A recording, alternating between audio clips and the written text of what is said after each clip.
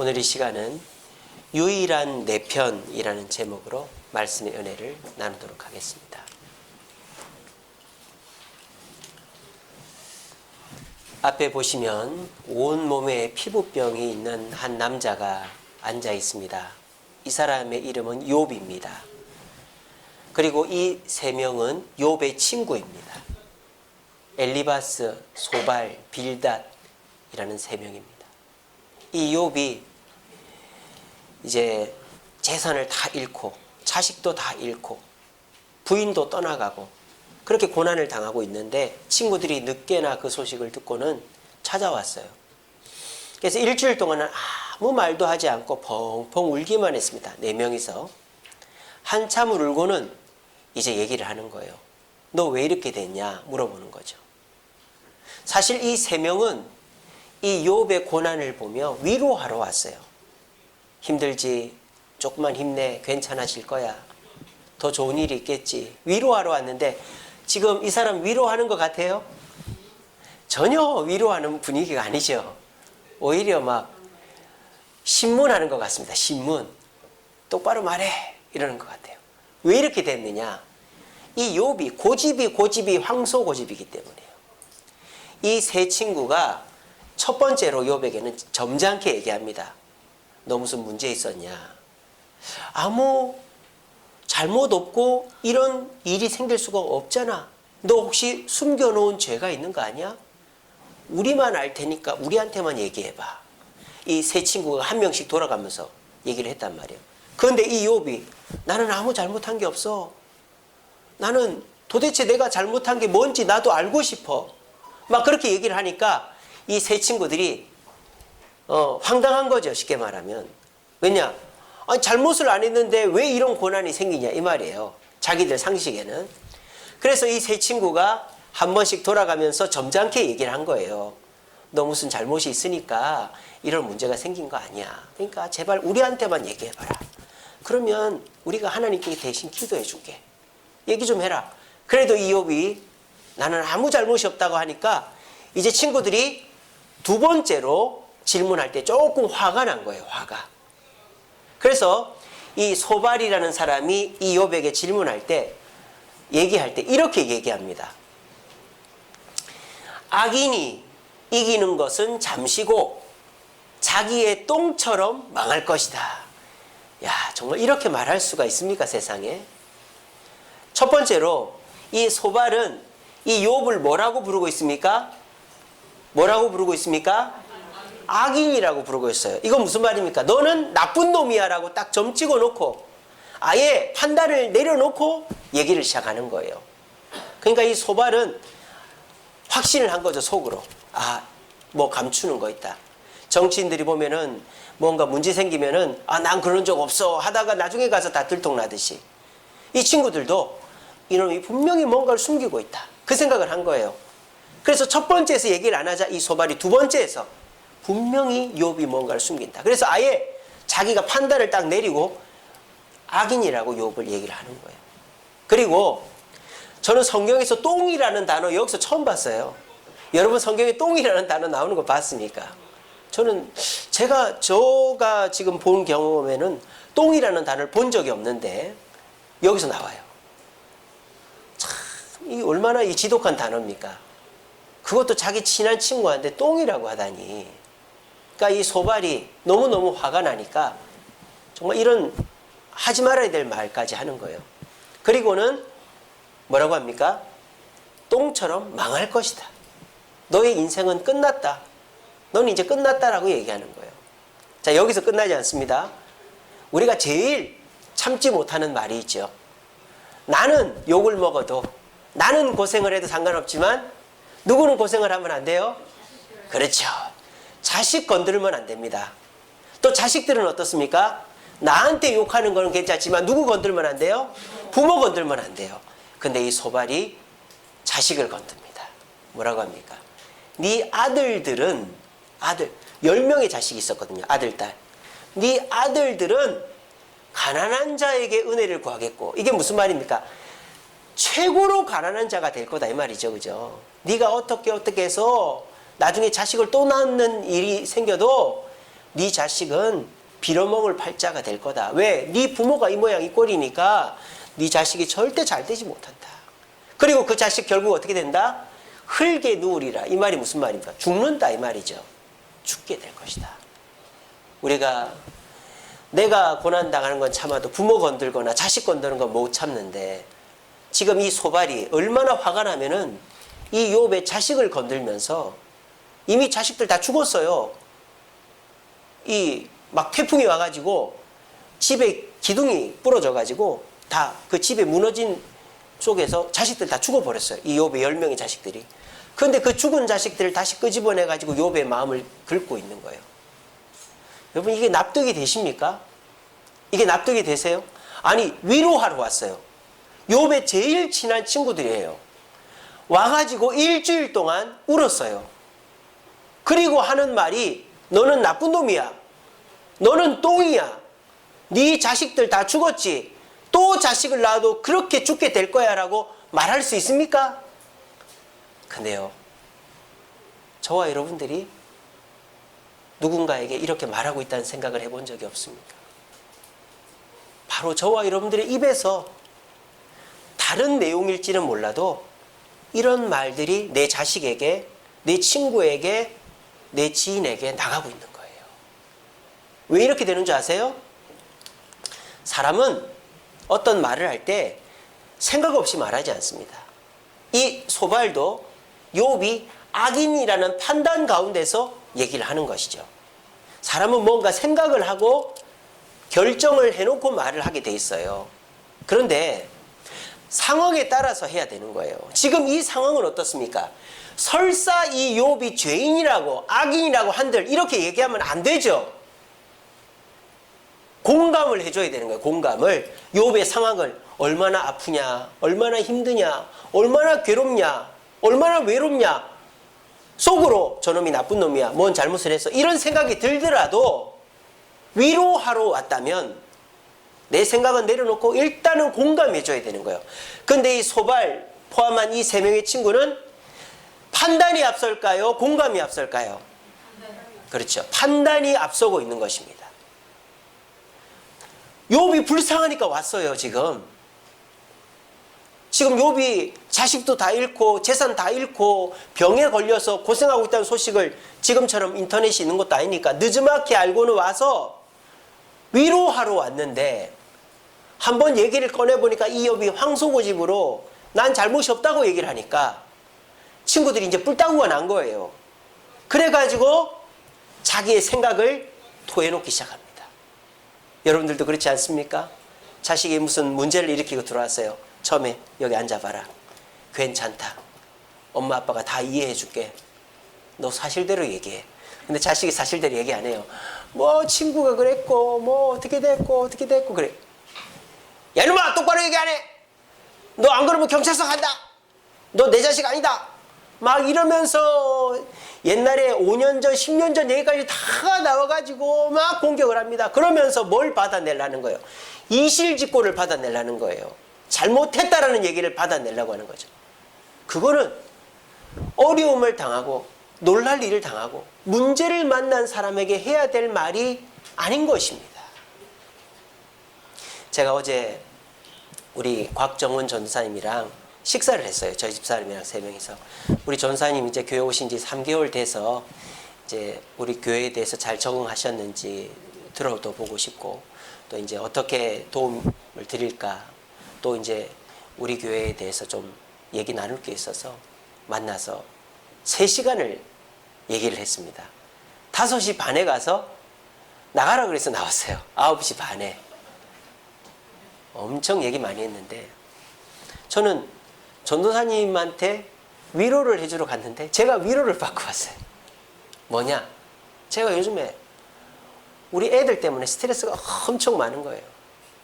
예전에는요 캠핑 데려가고 뷔페 데려가고 선물 사주면 만사 오케이입니다. 근데 이제 그게 안 통하는 애가 하나 생겼어요. 누굴까요? 우리 큰애예요. 큰애 다한이. 선물을 사줘도 시큰둥, 놀러를 가자 그래도 시큰둥, 옷을 사줘도 시큰둥 이런 거예요. 예전처럼 맛있는 거 사주고 잘해줘도 애가 시큰둥한 거예요. 그래서 전도사님한테 그걸 물어봤더니 의외의 대답을 하는 거예요. 저도 배웠습니다. 정말 우리 전사님이 상담을 전공하신 게 맞는 것 같아요. 여러분들도 오늘 이 얘기 잘 들어놓으세요. 전사님한테 우리 다한이한테 예전처럼 해줘도 애가 시큰둥하다. 다한이랑 부모 자식지간이 멀어지는 것 같다. 왜 그러냐 했더니 목사님 초등학생이랑 중고등학생은 다릅니다 그러더라고요. 초등학생은 무조건 잘해주면 되지만 중고등학생은 문화적 공감을 해줘야 됩니다 그러더라고요. 처음 들었어요. 문화적 공감. 그게 무슨 말인가? 중고등학생은 잘 먹고 놀러 가고 이런 게 중요한 게 아니래요. 스트레스가 많다는 거예요. 왜냐하면 몸이 갑자기 크고 또 새로운 환경에 적응해야 되고 이제는 세상의 경쟁에 뛰어들어야 될 부담감이 있는 거예요. 자기도 모르게 성적에 이제는 경쟁에 치우치고 이러다 보니까 스트레스가 쌓이는 거죠, 애들이. 근데 그거를 학교에서는 풀 데가 없는 거예요.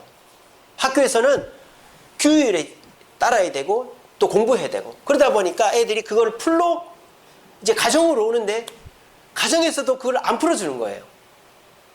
그러니까 부모들은 어떤 생각이냐? 그냥 선물 사주고 뷔페 데려가고 놀러 데려가고 이러면 다 되는 걸로 아는 거예요. 근데 아이들이 그거 갖고 안 되는 거예요. 그러니까 아이들이 어떻게 합니까? 친구들을 만나는 거예요. 왜? 친구들은 자기와 문화를 공유하기 때문입니다. 노래, 춤, 운동, 개그, 게임 이런 거 있지 않습니까? 그러니까 친구들하고 어울리는데 그런데 문제는 뭐예요? 그 친구들도 완전한 애들이 아니에요. 불완전한 춤, 게임, 음악, 개그, 운동 이런 걸 하고 있는 거예요. 그러니까 이 아이들이 문화적 공감을 잘못된 곳에서 하다 보니까 탈선을 하게 되는 거죠. 그래서 제가 깜짝 놀랐어요. 우리 전도사님이 돈을 주고 춤을 배웠답니다. 우리 중고등부 애들 수련회를 갔는데 아이들하고 막 브레이크 댄스를 추는 거예요. 막 이렇게 엄청 춤을 잘 추는 거예요. 그래서 전사님이 옛날에 밴드를 했다더니 춤을 잘 추셨구나. 생기기에는 전혀 안 그렇게 생겼죠. 그죠? 근데요, 제가 어제 깜짝 놀랐어요. 돈을 주고 춤을 배웠다는 거예요. 그리고 돈을 주고 농구를 배웠대요. 그리고 힙합, 랩을 배웠답니다. 왜? 학교 선생님이었잖아요. 저 위례공고, 저기 어딥니까? 저기, 면목동 옆에, 그것도 무슨 대학에 무슨 있는데, 그런 학교 선생을 했단 말이에요. 그러니까 애들이 너무 거친 거예요. 근데 수학 공부 제일 싫잖아요. 그러니까 어떻게 하면 애들 공부를 시킬까? 그러다 보니까 인덕공고, 저쪽 인덕공고. 그런데 공고를 주로 다니셨더라고요. 그러면서 이분이 아이들이랑 춤을 추고 노래를 하고 애들 개그를 같이 하고 게임을 같이 해주니까 애들이 공부를 하더라는 거예요. 그래서 어제 우리 전도사님이 아이들 모아놓고 수학 공부를 하는데 저 안양에서 민서가 왔습니다. 수학 공부를 하러. 공부를 하러 민서가 왔다니까요. 아무도 안 놀라시네. 예, 민서 공부를 좋아하는 애가 민서잖아요. 그죠? 그러니까 당연히 왔겠죠. 제가 지금까지 우리 전도사님들한테 강조한 게 뭐냐. 토요일 날 애들하고 좀 놀아달라. 뭘 좀 해달라. 안 되는 거예요. 왜 안 되느냐. 전도사님들이 게을러서가 아니고 애들이 안 오는 거예요. 근데 너무 신기하죠. 공부를 하러 오라는데 애들이 오는 거예요. 왜 그럴까요? 문화적 공감을 해주니까 그런 거예요. 애들이 쓰는 말, 애들의 개그. 우리 저기 지금 준혁이가 격하게 고개를 흔들고 있습니다. 왜냐하면 쟤도 어제 와서 공부했어요. 어제. 전도사님은 같이 춤을 춰주고 같이 운동을 해주고 같이 노래를 불러주고 그렇게 하니까 아이들이 너무 좋아하는 거예요. 그래서 제가 깨달은 것이 있습니다. 나이가 60, 70이 됐기 때문에 중고등부 아이들을 못 다루는 게 아니라 아이들과 공감해주지 못하기 때문에 못 다루는구나. 20살이라도 애들의 문화를 공감해주지 못하면 못 다루는구나 하는 걸 그때 깨달았어요. 그래서 제가 깨달았어요. 우리 다한이하고 저 사이의 문제가 뭔가. 다한아, 너 장래 꿈이 뭐야? 아빠가 뭐 도와줄까? 아빠가 영어 공부. 그래서 저는 맨날 아빠랑 같이 책 읽자. 아빠랑 같이 영어 공부하자. 내가 단어 시험 봐줄게. 시큰둥한 거예요. 난 도와주겠다는데. 근데 애가 바라는 건 그게 아닌 거죠. 애가 자기가 잘하는 거, 재미있어 하는 걸 같이 해주는 걸 원하는 거예요. 그래서 제가 그래서 깨달았잖아요. 그래서 전 집에 가면 다니가 저 앞에 와서 안녕하세요, 문재인입니다 이러면요, 시끄럽다 들어가 막 이러고 재밌네 이러고 말았는데, 그렇게 하면 안 되겠더라고요. 안녕하세요, 문재인입니다. 아이고 잘한다 그렇게 해줘야 그게 문화적 공감이다. 여러분, 공감이라는 것은요, 판단이 앞서면 안 돼요. 그 사람이 좋아하는 거, 그 사람이 만족해하는 거를 잘잘못에 생각하지 말고 먼저 같이 생각해주고 어울려줘야 상대방의 마음을 여는 겁니다. 그렇게 되면요, 일을 하자고 해도, 뭐 어려운데 가자고 해도 따라가 주는 거예요. 지난 금요일 날 우리 다한이가 집을 가는데 우리 전도사님이 이제 다한이 칭찬해 줬더니, 다한이가 금요일 기도회 때 베이스를 치고 있습니다. 지금 베이스 한 번도 못 치면 음치박치입니다. 얘가 음을 못 잡는 애예요. 근데 베이스를 쳐요. 근데 얘가 전사님한테 칭찬 듣고 또 이렇게 또 베이스 친다고 칭찬해 주고 얼마나 기분이 좋았는지 계단을 가다가 폴짝 뛴 거예요. 어떻게 됐겠어요? 머리를 지붕에 받은 거예요. 지 키가 그리 큰지도 모르고 팍 뛰어서 계단을 내려가다가 머리를 쾅 박아버린 거예요. 거기서 끝났으면 괜찮은데 뒤로 발라당 넘어간 거예요. 뒤통수를 꽝 받아버린 거예요. 제가 가슴이 덜컥 내려앉더라고요. 기전남 비슷한 생각이 나서. 그래가지고 제가 손발이 벌벌 떨리고 빨리 응급실 가자고. 근데 저희 집 사람은 태연하게 뭐 응급실 가, 집에 가 해가지고 집에 가가지고 야 뭐 너 어지러워? 너 토해? 안 그러면 자 그랬어요. 그래가지고 그 다음날 일어났는데 CT를 찍었죠. 여기 화양 방사선 거기가 찍었는데 아무 이상이 없대요. 하나님 지켜주셨는데, 옛날 같으면요 제가 어떻게 했겠어요? 야! 너 그렇게 7렐레 8렐레 뛰어다니까 그 모양 그 꼴이지? 어이구 이놈 자식 그랬을 거예요 제가. 근데 제가 우리 전도사님 만나고 다한이하고 전사님 지내는 걸 보면서 제가 부족하다는 걸 많이 느꼈어요. 그래서 제가 오히려 야단을 치기보다 제 머릿속에 판단은 뭡니까? 어이구 저기서 왜 뛰어가지고 저 모양 저 꼴이야 그 생각이 가득했지만, 다쳐서 쓰러져 있는 애한테 그런 얘기를 하면 안 되겠다 싶더라고요. 그래서 아이고 괜찮아, 야 빨리 응급실 가자. 그러니까 애가 오히려 더 놀래가지고, 제가 평소 안 그러던 사람이니까 아빠가 약 먹었나 왜 저런가 속으로 그렇게 생각했을 거예요. 맨날 야단부터 치는 사람인데 저는 야 이놈아 좀 조심을 하지, 교통사고가 나도 차 잘못은 안 하고 네가 가서 차한테 부딪혔으니까 그렇게 됐지. 제가 항상 그렇게 얘기했었거든요 제가. 근데 어제는 엄마보다 제가 더 소원을 벌벌 떨면서 야 빨리 응급실 가자 응급실 가자 괜찮냐 괜찮냐 막 그러니까는 애가 오히려 더 놀란 거예요. 제가 아까 말씀드렸죠. 여러분들이 이 소발이라고. 제 얘기를 다 듣고 보니까 그렇습니까 안 그렇습니까? 아마 공감하는 분들 많으실 것입니다. 나도 모르는 사이에 이렇게 되는 거예요. 왜? 내 생각이 앞서니까. 상대방의 생각을 먼저 헤아리기보다 내가 먼저 정답을 딱 정해놓고 상대방을 바라보면 이런 험한 말이 나가는 거예요. 너는 나쁜 놈이야. 너는 똥이야. 네 자식 잘 되나 보자. 나쁜 말이 막 입에서 나가는 거예요. 왜? 내 머릿속에 너는 나쁜 놈이라고 딱 해놓기 때문에. 그게 자식이더라도 부모라도 친구라도 같은 교인이라도 내 판단이 앞서면 사람을 절대 위로할 수 없어요. 여러분, 우리가 이런 잘못된 세상의 방식, 세상은 딱 정답을 프레임을 딱 짜놓고 그 프레임에 사람 딱 집어넣어놓고 공격하잖아요. 여러분 그렇게 하면 분열되고요 다 망합니다. 그런 세상 따라가지 마시고 우리 모두 누군가를 위로할 때는, 우리가 위로한다고 대화할 때는 최소한 위로 안 할 때는 뭐 어떻다 치더라도 내 자식이나 내 부모 형제나 내 교인이나 내 지인을 위로하는 자리라면 내 생각은 잠시 접어놓고 무조건 그 사람 편에서 위로해 줄 수 있는 자신을 연습할 수 있는 저와 여러분 되시기를 간절히 바랍니다. 자, 세상 사람들은 다 이래요. 위로한답시고 더 부활을 돋구고 더 화를 나게 합니다. 근데 우리 하나님은 어떠실까요? 떨기나무 불꽃 아래서 하나님을 만난 이 사람이 누구죠? 모세입니다. 모세는 실패자입니다. 왜 실패자입니까? 40살에 도망을 쳤기 때문입니다. 모세는 하나님의 은혜로 왕자가 되어서 40살이 되었습니다. 근데 하나님께서 모세에게 사명을 주셨습니다. 종살이하는 이스라엘 백성을 가나안 땅으로 데리고 나와라.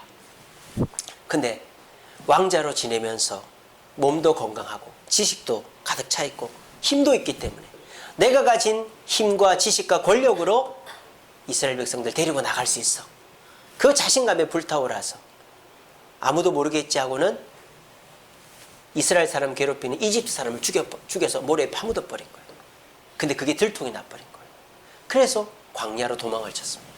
그리고 40년이 지났어요. 지금 80살 노인이 됐습니다. 그러니까 실패자였던 이 모세에게 하나의 짐이 더 쌓였습니다. 그게 뭡니까? 두려움입니다. 두려움. 여러분, 사람이요 주눅이 든다고 그러잖아요. 막 어떤 어려움이 있는데 그걸 해결을 못하고 계속 어려움에 짓눌려서 주눅이 들어버리면 자신감이 없어서라도 뭘 못해요. 그래서 그냥 뭐 한번 해봐 이래도 아무것도 못하고 그냥 가만히 고개만 숙이고 있는 이런 수동적인 사람이 되는 거죠. 그러니까 자식들한테 막 야단치고 그러지 마세요. 그러니까 주눅 들어서 아무것도 못해요. 그러니까 이 모세가 지금 그런 거예요. 왜 주눅이 들었습니까? 자기의 장점이 다 사라져 버린 거예요. 40살 신체 건강한 나이가 아닙니다. 80살 노인입니다. 또 지식 다 까먹었어요. 이집트에서 배운 지식 다 까먹었어요. 그리고 권력 없어졌어요. 왕자의 신분에서 양치기 신분이 됐습니다. 그러니까 당연히 주눅이 들고 두려움이 있을 수밖에 없어요. 그래서 이 모세에게는 지금 뭐가 필요합니까? 위로가 필요합니다. 내 편이 필요합니다. 이 모세가 해야 될 일 있지만 먼저 모세를 위로하고 공감해주고 난 다음에 모세에게 사명을 맡겨야 되는데 하나님은 그렇게 하셨다는 거예요. 만약 하나님께서 하늘에서 천둥을 꽝꽝 치고 땅이 짜자 갈라지면서 모세야 불렀으면 도망쳤을 거예요. 왜? 두려움이 휩싸여 있으니까. 자신감이 없으니까. 그러니까 하나님이 모세를 어떻게 부르십니까? 살살 유인하는 거예요. 사탕으로 유인하듯이. 조그마한 떨기나무 가시덤불에 불이 붙었는데 보통 그 불이 금방 꺼지는데 그냥 조그마한 거니까 안 꺼지고 있는 거예요. 그러니까 이 모세가 신기하다 하고는 와본 거죠. 와도 불이 안 꺼지는 거예요. 근데 이 불꽃 안에서 놀라운 일이 벌어집니다. 음성이 들리는 거예요. 모세야 모세야 여기는 거룩한 땅이 네 신을 벗어라. 왜 모세가 물어보지도 않아요. 왜? 실패자이고 두려움에 쌓여있으니까 냅다 신발부터 벗고 넙죽 엎드린 겁니다. 왜? 모세는 지금 겁에 휩싸여져 있기 때문에. 그런데 하나님은 이 모세에게 소발처럼 하지 않습니다. 근데 이 모세가 그럼에도 불구하고 하나님의 말씀을 단번에 따르지 않는 거예요. 왜? 실패자이고 두려움에 휩싸였기 때문에. 주눅 들어있기 때문에. 그걸 어떻게 할 수 있느냐? 모세의 말을 통해 알 수 있어요. 하나님이 신을 벗어라 하고 나니까 모세가 이렇게 얘기합니다. 하나님이 이스라엘 백성들을 데리고 나와라 그랬더니 내가 누구이기에 바로에게 가며 이스라엘 백성을 인도하여 내리까 이랬습니다. 여기에 담겨있는 메시지가 뭡니까? 나는 실패자입니다. 하나님, 내가 실패자인 거 모릅니까? 내가 40살 젊을 때도 못했던 일을 80살 노인 돼서 어떻게 합니까? 내가 사람 죽이고 도망쳤는데 저 돌아가면요 들통나서 죽습니다. 내가 누구이기에. 실패자인 모세의 모습 그대로 드러나는 거예요. 또 모세가 이렇게 얘기합니다. 여기는 그는 하나님이죠. 하나님의 이름이 무엇이냐 사람들이 물으면 내가 뭐라고 대답해야 될까? 이건 무슨 말입니까? 사람들이 하나님의 이름을 물을지 안 물을지 어떻게 알아요? 모르잖아요. 그런데 이게 뭐예요? 두려움이 휩싸여 있으니까 온갖 잡생각이 다 드는 거예요. 그래서 일어나지도 않을 일을 두려워하는 거죠. 지금 사람이 두려워하면 어떻습니까? 이 사람이 뭐라면 어떡하지? 뭐 이런 일이 생기면 어떡하지? 생기지도 않을 문제들 가지고 두려워하는 게 주눅든 사람의 모습이거든요. 모세가 딱 그런 거예요. 80살 노인이고 다 까먹고 이제는 왕자도 아닌 양치기니까 이제 자신감이 없잖아요. 그러니까 이 모세가 당연히 일어나지도 않을 일 때문에 두려워하고 있는 것이죠. 그렇게 모세는 실패자요 두려움이 휩싸여 있는 사람입니다. 만약에 소발이 이 모세에게 왔다면 어떻게 하겠습니까? 모세, 당신이 실패한 거 맞소. 당신이 사람 죽이고 온 건 맞소. 하지만 이스라엘 백성을 데리고 오라는 사명을 받았지 않소. 그런데 이렇게 피해 다닐 거요. 그렇게 하면 당신 자식들도 무사히 살지 못할 줄 알아요. 소발이라면 그렇게 얘기할 것입니다.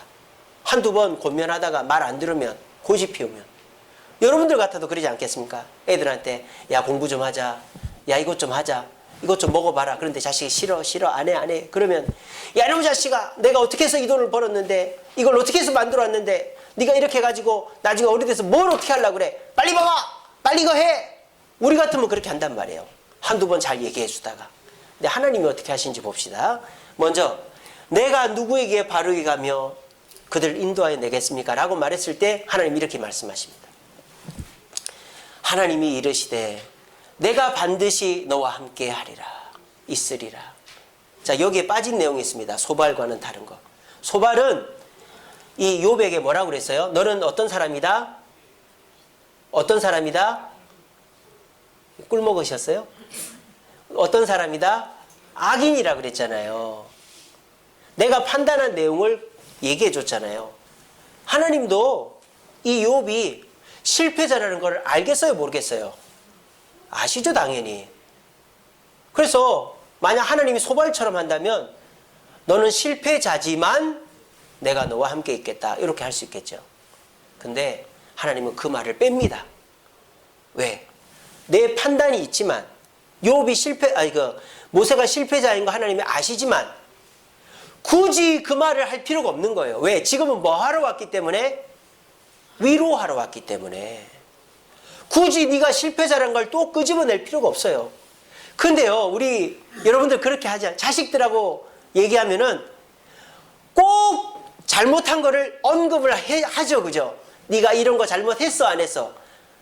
위로할 거면, 공감해 줄 거면 굳이 그 사람 상처를 끄집어내지 마세요. 그 사람 아픔에다 소금을 치지 마세요. 다 압니다.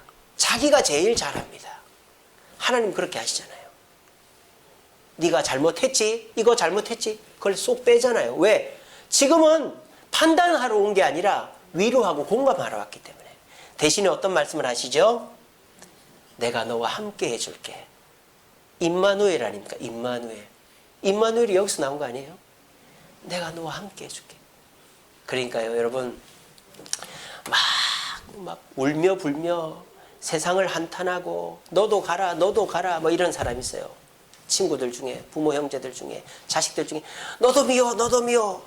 그럴 때 우리들은 야 네가 그렇게 하지 어떻게, 야 그렇게 하면 안 돼, 이렇게 하면은 안 되죠. 어떻게 해야 됩니까? 너도 미워, 너도 가. 남편이 됐든 아내가 됐든 자식이 됐든 친구가 다 싫어, 다 꺼져, 이럴 때 어떻게 해야 됩니까?